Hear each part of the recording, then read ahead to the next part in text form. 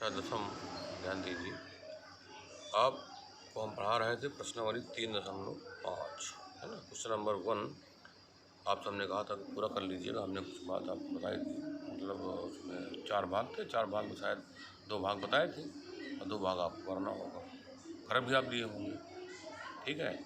अब आप question number 2 देखिए। क्वेश्चन नंबर 2 फर्स्ट पार्ट किताब में क्वेश्चन नंबर 2 फर्स्ट पार्ट लिखा है, ए और बी के किस मान के लिए निम्न रैखिक समीकरणों के युग्म के अपरिमित रूप से अनेक हल होंगे। मतलब आपको ए और बी का मान निकालना, ठीक है। भाई भी ध्यान रखना है, अपरिमित रूप से अनेक हल होंगे, है ना। दशा होती है, 3 दशाएँ होती थी, तो उसको भी ध्यान में रखना है। तो कुल मिलाकर के प्रश्न में दिया गया है दूसरे का फर्स्ट पार्ट, ठीक। तो पहला समीकरण है 2x + 3y = 7 और दूसरा है a - b। किताब आप देखिए, हमने प्रश्न लिख दिया है, उसी को बता रहे हैं ये, ठीक। ये समीकरण फर्स्ट है, ये समीकरण आपका सेकंड है, फर्स्ट और सेकंड। तो कितने समीकरण हैं? 2 समीकरण हैं। तो दोनों समीकरणों को हल करना है। अब हल करके किसके मान निकालना है? ए और बी के मान निकालना है। लेकिन ये भी ध्यान रखना है, इसमें लिखा है अपरिमित रूप से अनेक हल होंगे। तो अपरिमित रूप से अनेक हल होने वाली दशा, ठीक है। तो इसको हम ये भी कह सकते हैं कि दोनों समीकरणों से कि a1 का मान क्या है। a1 का मान क्या है बताइए। a1 का मान 2। अच्छा, b1 का मान क्या है? b1 का मान 3। c1 का मान क्या है? -7। बोलिए है कि नहीं भाई? ये 7 इधर चला आएगा तो -7 हो जाएगा। फिर आप ax + by + c से तुलना करोगे। अब चूंकि ये पहला समीकरण है तो a1x + b1y + c1 से तुलना करोगे पहले समीकरण की, तो a1 b1 c1 आ गया। ऐसे ही आप a2 b2 c2 निकाल लीजिए। a2 का मान क्या है? a - b। बोलिए है। b2 का मान क्या है? b2 का मान है a + b। अच्छा, c2 का मान क्या है? c2 का मान इधर चला आएगा पूरा, तो -3a - b + 2। ये पूरा इधर चला आएगा, चरपद होगा ना एक प्रकार से। भाई a1 b1 c1 a2 b2 c2 सब क्या है आपकी? जैसे आपका a2 क्या है, तो a2 क्या है दूसरे समीकरण में आप देख लीजिए, यक्स का गुणांक है a2, इसलिए a2 का मान ये, ठीक है। और v2 क्या है? v2 का मान आपका a + b। c2 क्या है? इधर चला आएगा तो सब माइनस में हो जाएंगे। तो कुल मिलाकर के a1 b1 c1 a2 b2 c2 निकाल लिया। अब आप खुद जानते हैं, इसके पश्चात अपरिमित रूप से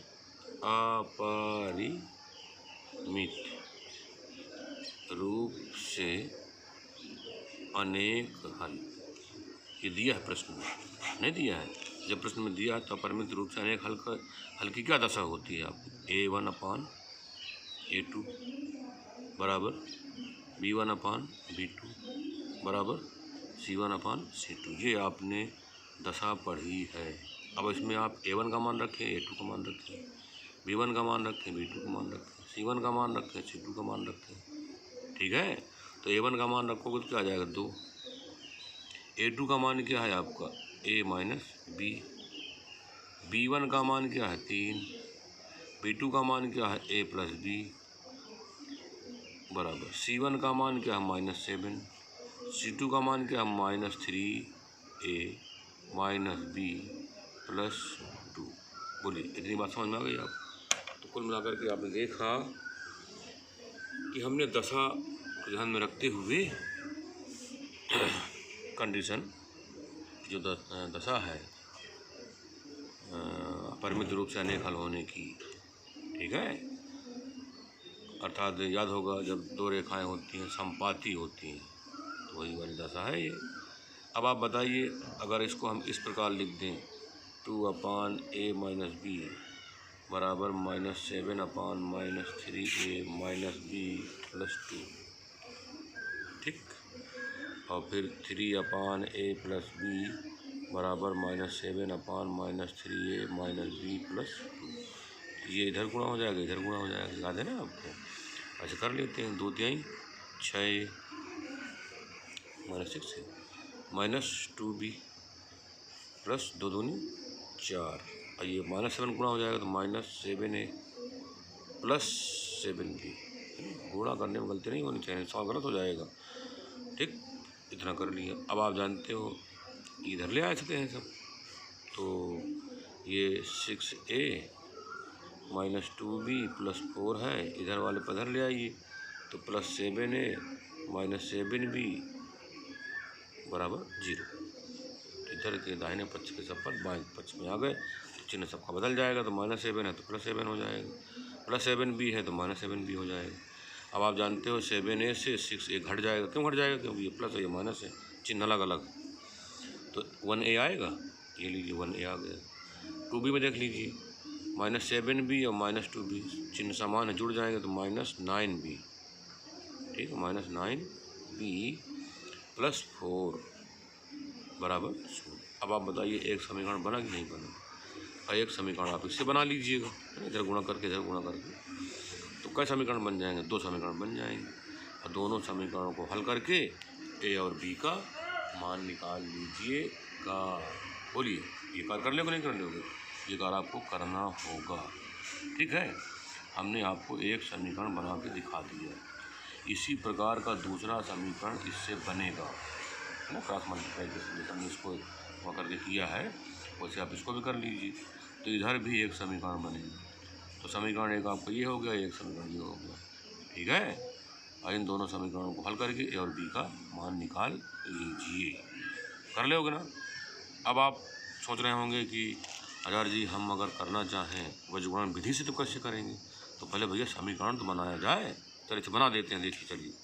चलिए गुणा करो इधर, तो -9a - 3b + 6 आया ना गुणा करने से।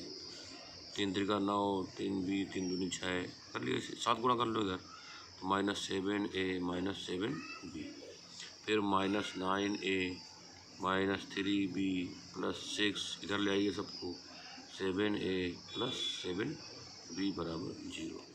अब आप जानते हो 9a और 7a प्लस माइनस में घट जाएंगे तो -2a। ऐसे 3b में देख लीजिए, ये भी प्लस है, माइनस है, ये प्लस है, तो 7b से 3b घट जाएंगे, 4b बचेगा, +4b + 6 बराबर 0। 2 का गुणा कर दें, इन्हें 2 का भाग दे दें, तो -a + 2b + 3 बराबर 0। ये समीकरण बन गया कौन सा आपका? सेकेंड। ठीक, तो कई समीकरण हो गए हमारे पास? 2 समीकरण हो गए। अब आप देखेंगे कि एक समीकरण आपका a - 9b + 4 बराबर 0, और दूसरा क्या है?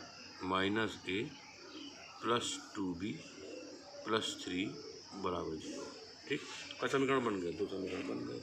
अब दोनों समीकरणों को हल करना पड़ेगा। अब आप चाहो तो किस विधि से हल करो भाई, आप जो विधि कर सकते हैं उसी विधि का प्रयोग आप कर सकते हैं। ठीक है, कौन सी विधि का प्रयोग कर दें? तो वज्रगुणन विधि का प्रयोग कर दें, वज्रगुणन विधि का प्रयोग कर देते हैं। भाई सवाल में लिखा नहीं कि आप इसको वज्रगुणन विधि से ही लगाइए। भाई आप प्रतिस्थापन से लगा दीजिए, विलोपन से लगा दीजिए, जिससे भी आपको आ जाए। क्योंकि हमने कल आपको प्रतिस्थापन विधि नहीं वज्रगुणन विधि बताई थी, तो वज्रगुणन विधि से ही सवाल को एक बार आप लगा के बता देते हैं, जिससे आपको विधि समझ में आ जाएगी। क्या लिखेंगे आप? ए लिखोगे। भैया इसमें x नहीं है ना, y है, a b है ना, तो a लिखोगे इसके नीचे बराबर, फिर क्या लिखोगे? b अज्ञात राशि इसके नीचे, फिर बराबर, चूँकि ये अचर वाला बराबर के LHS में है ना, तो यहाँ पर माइनस नहीं लिखेंगे, क्या लिखेंगे? 1 लिखेंगे। ठीक है, अगर ये +4 इधर होता -4 तो फिर यहाँ मान लगा देते। याद है कि नहीं याद है? कल हमने बताया था। अगर ना समझ में आ रही हो बात तो कल वाला वीडियो देख लेना, देखिए इसे फिर से। अब ए के नीचे लिखना, तो ए वाले को बंद कर लेंगे, याद है। फिर -9 का गुणा कहाँ करोगे? +3 में, तो 9 × 27 अर्थात -27 आया, घटा दिया।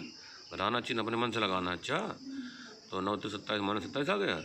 और ये 4 दूनी 8 + 8 आएगा, +8 यहाँ लिखोगे तो कोई प्रभाव नहीं पड़ेगा, माइनस माइनस ही रहेगा। अच्छा, अब क्या लिखना है, बी लिखना है, बी के नीचे, तो बी को बंद करेंगे।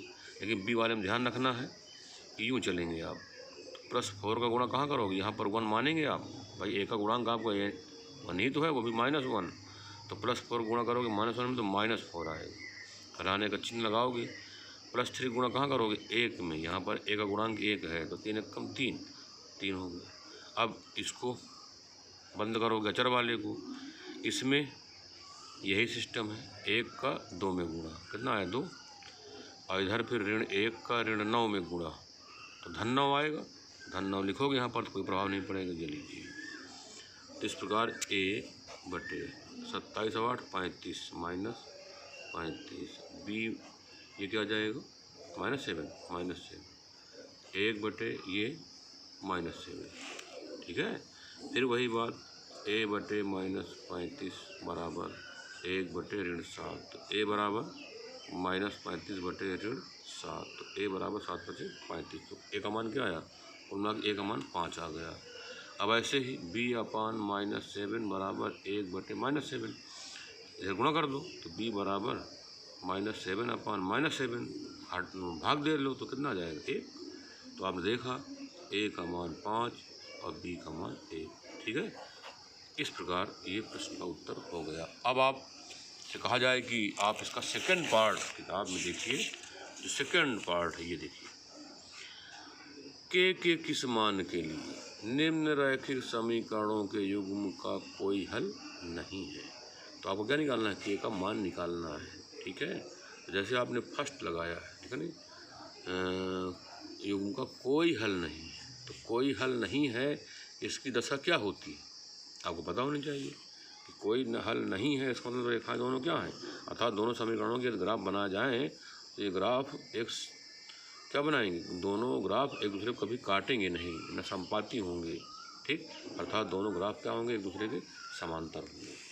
समांतर होने वाला या कोई हल नहीं है, इसकी कंडीशन आपको याद होनी चाहिए। क्या है कंडीशन, देखिए आपको याद होगा कि नहीं तो A1/A2 बराबर B1/B2 is not equal to C1/C2। बताइए है कि नहीं है, कौन सी दशा है ये, कोई हल नहीं होने वाली दशा है। तो ये जो सेकंड पार्ट है उसमें ये कंडीशन प्रयोग में लाई जाएगी, ठीक। और जैसे आपने फर्स्ट लगाया है वैसे ही आप सेकंड लगा सकते हैं, और इसको आप लगाओगे भी। अच्छा चलिए क्वेश्चन नंबर 3 देखिए।